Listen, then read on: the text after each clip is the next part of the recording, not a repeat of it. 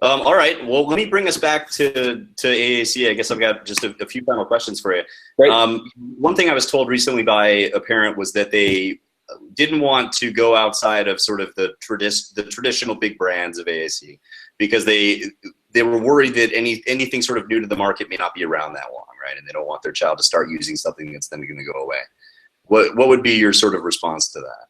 Sure. So I think it's a very valid concern. With something like this, you're making an investment that's not it's not a 6-month investment, and it's not like buying Netflix, right? And if Netflix goes away, you'll just lose Hulu or something like that, right? I mean, you're talking about, in a lot of ways, your child's voice, and you don't want it to expire. And people are still on 10-year-old devices because they don't want to switch to something else. So I get that. That's one of the reasons why when we built Cough Drop, we said this is going to be an open source project, so that no matter what happens, open source, for anybody that's listening that doesn't know, means that the code is freely available, that people, if for some reason something happened to Cough Drop as a company, Cough Drop, the software, would still be available, and people could take it and build on it and continue to use it.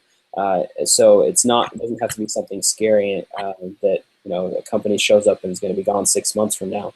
I don't think that's going to happen. I'm invested very much in the long term. I have a very vested interest in helping, I guess, lift this market or this industry from a software perspective. I think that AAC, or assistive technology in general, often is about 10 years behind the technology curve. We do some really innovative stuff, and we do some really behind the time stuff at the same time. So it's really kind of funky. But I want to help move all of that forward into the forward-thinking sort of cutting-edge components. So I'm here to stay, and I think that there's a lot of I guess assurances there that this isn't an app that's just going to disappear.